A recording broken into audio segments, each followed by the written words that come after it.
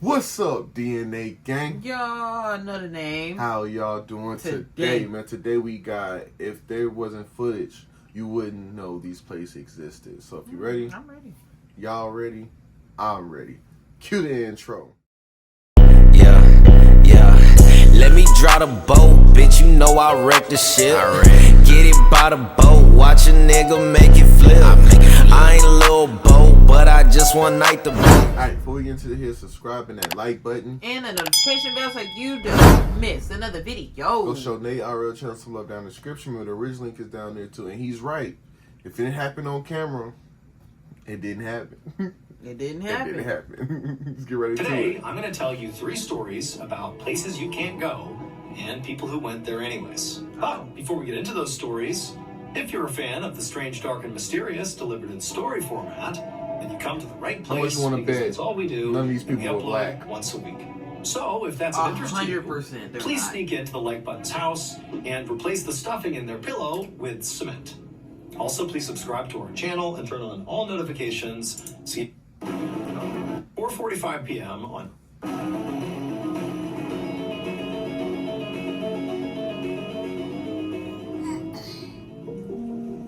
Around 4:45 p.m. on February 11th, 1995, a 50-year-old man named Eric Tollett sat in his office in the furniture factory that he owned in Northumberland, which is a pretty rural country in northern England. From inside his I was about to office, say, where the fuck is all that Eric at? could hear outside was the thumping of the rain on the roof. There was this low-pressure system in the area which was causing a really intense thunderstorm. In fact, the storm was so bad that Eric had actually decided to close the factory for the day, so all his employees could stay Ain't that home what one of the during conjurings And Eric happened was over there? glad that he could actually afford to give his employees a day off like this, because it had not always been that way. He had bought this factory 16 years earlier, and it had taken all of his savings and scrapped together all of his money to actually make the investment. And then after he purchased the factory, it required a huge renovation to make it ready to be a furniture factory that he could actually sell products out of. But now, after 16 years of hard work, his business was quite successful. And so a day like today was no big deal. He wasn't all that concerned about the lost profits that day. Instead, he was just using the time to catch up on some admin work and also spend some time with his family. Eric's girlfriend, whose name was Leslie, was at the factory with him, hanging out in the office as well. And also Eric's brother, whose name was Donald, had taken Leslie's 8-year-old son over to the factory's attached garage to go play. I was about to say, why did he use a fucking baby picture for a grown-ass man? That's what I thought. I was like, okay. wait a minute, what? But as Eric, shuffled through his paperwork and did a few things, and Leslie was over at the window looking outside, suddenly the door to his office swung open. And it was Leslie's 8-year-old son who came barging in. There's no Donald, so Eric's brother's not with him. And the son, he just looked totally panicked. And he immediately said, before, Eric or Leslie could ask any questions, that Donald had collapsed over in the attached garage. Now, initially, Eric didn't really know what to make of this, but his first thought was, his brother Donald was 60, and he did have some health issues, and just hearing this kid say that Donald had collapsed, it signaled to Eric, like, oh my goodness, did Donald have a heart attack? Or he was also... I mean, his brother was 60. That should tell y'all something. You're not too old to chase your dreams. Yeah. Don't let nobody tell you too old to get into anything, because, hey, if you want to act, I mean, it's fucking actors that's in their 80s, 90s, Didn't make it until 70s. they was in their 50s, Right. 60s. Don't let nobody tell you. 40s. Don't let nobody tell you, oh, you can't make a song or rap or whatever. Man, motherfuckers that have been rapping since I was not even thought of is still rapping and putting music out. Don't let nobody tell you just because they can't fucking find it in themselves to do what they want to do, so they hate on the next person. Think about an actor that y'all have known, basically them to be old the entire time you've known them. Right. Yeah. And all you hear is, man, they need to hang it up and let them new people. For what? If I'm still going to get work, nigga, I will not stop working ever unless I hit that one number. That's it. But until then, man, I'm going to work until my fucking feet fall off, bro. Thinking, this kid's only 8 years old. Just start. This dude, 50-something years old, and finally got a furniture. That was his dream, and he got it. Is he overreacting? Is there actually something totally Back to the benign whole story. happening? whatever it was, Eric knew immediately that it was time to drop everything and run over there and check on Donald. And so that's what he did. He and Leslie put their stuff down. They ran with the 8-year-old, through all the way to this attached garage, which, in virtue of it being attached, they never actually went outside into the storm. They just ran straight to this garage. And sure enough, when they got there, there was Donald laying on the ground. And so before Eric ran over to his brother to assess him to see what was going on, he just stopped right in the doorway and turned to Leslie and her son, and he told them, go back to my office and call 911. I'll be in there as soon as I can. And so they turned, they left, and then Eric, he turned back around, rushed into the garage, and knelt down next to Donald. And right away, he could tell that his brother was not breathing, and as he's sort of feeling around for some sign of life, suddenly Eric began to feel this incredible tightness in his chest. And then before he knew it, he blacked out and collapsed right next to his brother. So before Eric purchased this factory 16 years earlier, it had been a factory, but it was not a furniture factory. It was a coal factory. And in virtue of that, there was a coal mine that literally was attached to the structure. Basically, the coal would come up out of the mine and be processed inside of this, big warehouse. Now, when Eric bought it, he knew that there was this coal mine and there was this entrance to the coal mine connected to the structure. But the coal mine was not in use. The entrance to the coal mine had been completely boarded up, and it really played no role whatsoever. However, over the decade and a half that he owned this property and didn't think at all about that coal mine, well, over that time, this poisonous gas called choke damp began to develop inside the mine. And then on the day that, Eric and Donald collapsed inside the garage, well, it was because the low pressure storm outside caused those poisonous gases to rise up and seep out of the boarded up entrance. And those poisonous choke damp gases built up inside of that attached garage, basically making the entire room lethal to anybody inside of there. And so unfortunately, Donald would die from poisoning. Eric, when he passed out, he nearly died, but he was pulled out in time and ultimately woke up in the hospital and he would survive. That's unfortunate for his brother. Crazy. His brother was in there too long. What's it called? Carbon monoxide poisoning or something? Probably.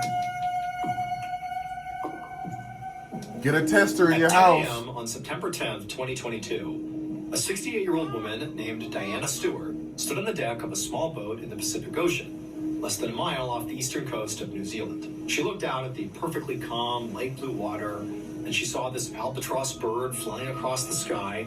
So she lifted up her camera and took a picture. Diana was a wildlife photographer, and she was also a member of the Nature Photography Society of New Zealand.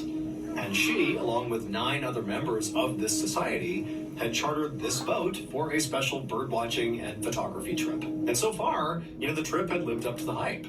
They'd spent 2 hours sailing around the water, photographing all these beautiful and rare birds and other wildlife. And they'd even been lucky enough to see a couple of whales. So this had been really a fantastic trip. I don't know what the fuck I would do if I seen a whale and I was in the water. Yeah, From the beach, that's different. Get me out. Right. Get me out now. So that's a huge bitch under us. You see that? Yeah. The group had basically finished up their trip.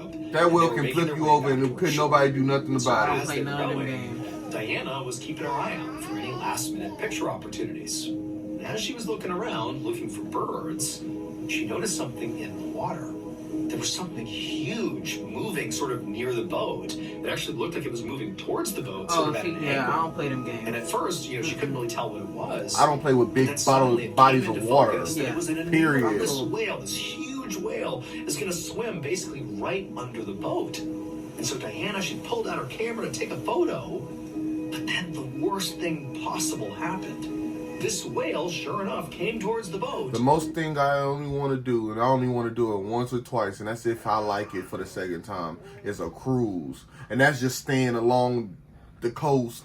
I don't want to be so far out there in the water where something happened, we can't get to shore. Right. But it didn't go. I'm not a great swimmer like that. Rammed the side of the boat. And before Diana could do anything, suddenly the boat was lurching onto its What'd side. I say? What the fuck did I say? What did I say? The crew were thrown off the boat into the frigid water. Absolutely and the not. second she hit the freezing cold water, her life jacket, which she was wearing, it automatically inflated. It was one of those auto-inflate life jackets. It inflates, and she sort of disoriented. The water was so shockingly cold. I mean, this is a completely unbelievable situation to find yourself in. But, you know, as she surfaced and she tried to get her bearings... I went into that whale's house.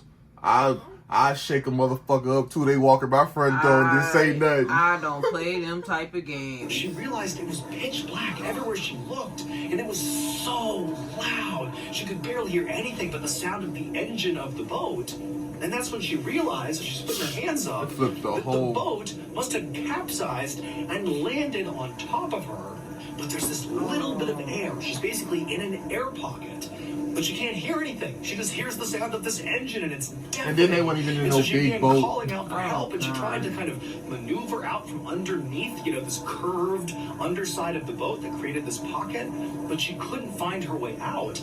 And this life jacket she had on was fully inflated. She couldn't, you know, deflate it. And because of her buoyancy, she couldn't swim down below and get out from under this boat. And so she's sort of trapped underneath this boat. It's freezing cold. The water could easily give you hypothermia in less than 30 minutes. You know, it's total chaos. It's loud because of the engine. And so Diana's trying not to panic.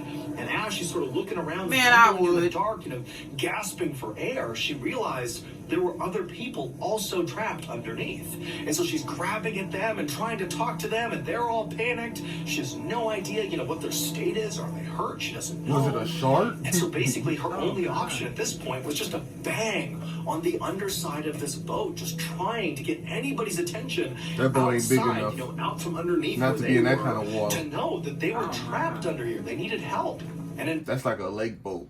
Yeah, no. That boat ain't big enough to be in no ocean, where nigga. the whale is? No. In fact, when she began knocking, there were people outside the boat, basically, who had been thrown off the boat. Everybody had been thrown off the boat. There was 11 people. 6 people were not trapped under the boat. 5, including Diana, were trapped underneath.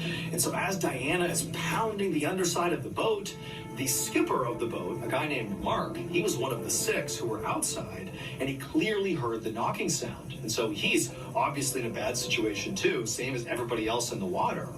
But he was in a markedly better situation because he's not trapped under this boat. Right. And so he quickly understood that, okay, he needs to gather the 6 people he's with, kind of make sure they're okay, and then figure out how they're going to get these people trapped under the boat out. And so his first instinct was just to bang back on the side of the boat, you know, to let them know, hey, we hear you. But again, you gotta picture the scene. They are suddenly in the water because a whale flipped their boat. They have no idea if this boat's gonna sink any second here. The engine is currently running. So y'all recording instead of calling the authorities. It's super loud. The water is freezing cold. They're out in the middle of the ocean. Like, this is a true life or death situation here. But Mark, you know, he does his best to stay calm. He's hitting the boat back to let the folks know down underneath the boat that they're okay. We'll get you out of there. But underneath, you know, Diana and the others, they're starting to panic. It's hard to breathe down there. I mean, there's really not much air. The water's choppy because they're moving around. It's they're gulping down water as they're doing their best to survive down there. But they just keep hitting the boat back, saying, come on, you got to get us out of here. But periodically, they'd still try to force themselves out. What took you so long? But again, they're niggas scared. Like they didn't have a way out unless they ditched their life jacket. But then that's another problem. Are you really prepared to ditch your life jacket? You don't know if there's obstacles when you swim out from under. You don't know if you're even strong enough to make the swim. What happens if you get stuck down below? Like, there's all these factors that sort of force the group. What if the whale come back? To do nothing and wait and just bang the underside of the boat. And so Mark, out on the outside with his group of 6 people, including himself, they actually climbed on top of the flipped upside down boat. You know, the boat was big enough that he knew their extra weight would not cause it to sink any further or create a worse problem for those under the water. He just knew he had to get those people out of the water to avoid hypothermia. And then once they were all up there, Mark found one of the people he was with, their cell phone, despite being submerged, was still working. Right, it's so water resistant. Phone, he called authorities and said, you gotta send somebody out here right now. We have people trapped in the water. We need your help. Authorities said they would be out there as soon as possible. And sure enough, authorities were able to get out to the boat fairly quickly. Oh, nice. And they were able to get Mark and the 5 others that were trapped on It looked top like it was of the capsized sinking. vessel Died. to safety, and then divers were sent into the water, Okay. and they went underneath the boat. Mhm. And sure enough, the 5 others, Diana included, they were all still there. Oh. But unfortunately, all 5 were deceased. Yep. However, those 5 didn't die from hypothermia. They didn't die from drowning. When the boat was actually hit by the whale and capsized, it caused some of the gasoline lines to rupture. And so there was this leak in the gasoline lines, and when the boat was upside down, that leak was basically pouring into the air pocket. The dark, freezing cold, loud, awful air pocket they were in was basically filling with toxic gasoline fumes. And ultimately, 17 minutes after capsizing, all 5 died from gasoline poisoning. And man, at least they all look like they had a good, healthy, like, long life. Right. Like, I'm not saying, oh man, that's not tragic, but I mean, at least they got to go in older age. Like, That's you got how to live. Like I tell Dre, I've been saying As long this as I can on- make it to 70, I'm cool with that. right. Because I don't really want to become a baby again. Right. I ain't gonna say a lot. 70, 75 was like, okay, I'm But cool see, the with way that age. the way that my family has like worked and everything, my great grandparents have made it into their 70s, 80s, all of that. So I'm like, so I pray that I get that same luxury. I pray that we get that same luxury. I really do.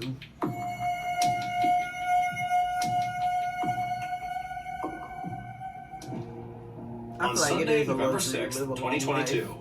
a 21-year-old man named Yevgeny Said most of us don't make it to 21 and 18. Exactly. So, So, walked out of his home in a small city called if I can make it to 70 and God say, hey, this is it, thank you.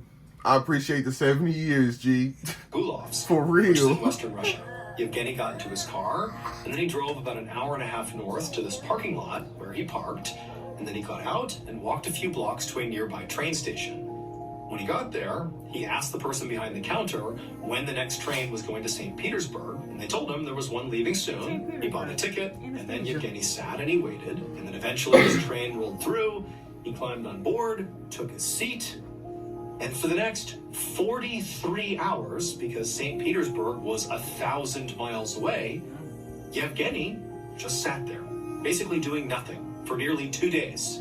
He didn't bring anything with him. He had his wallet. That was Did they it. feed Just y'all? Sat there, just waiting to get to St. Petersburg. Or was it When one of they those got train rides where you had to get off the train to go eat, then come back in if you missed the train? Then... That would suck. to St. Petersburg I'd be late on scared the to night do of that. Tuesday, November 8th.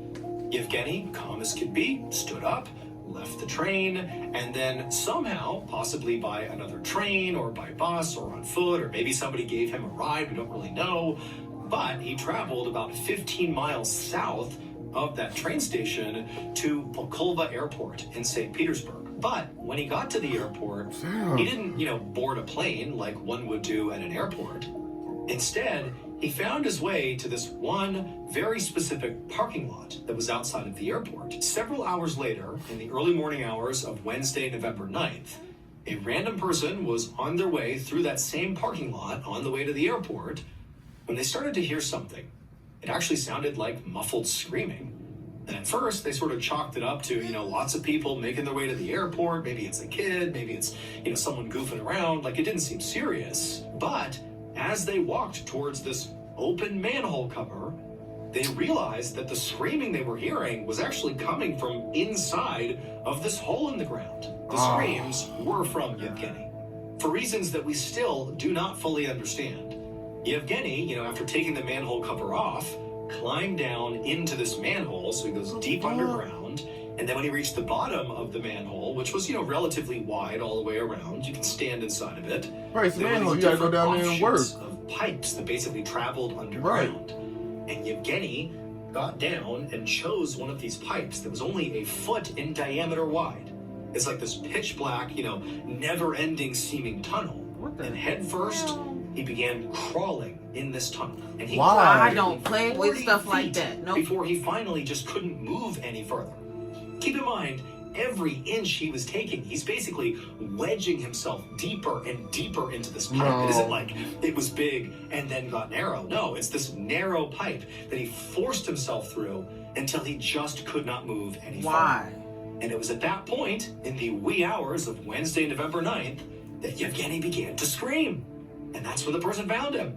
And authorities would go down inside the manhole, and somehow or another, after many hours and all this specialized equipment, they actually would, somewhat unbelievably, pull Yevgeny out of the pipe, and he would survive. Yevgeny would have to actually be hospitalized because he sustained very severe And he was skin naked? damage, Why would you basically do that? thrusting himself deeper and deeper into this rusty, awful pipe.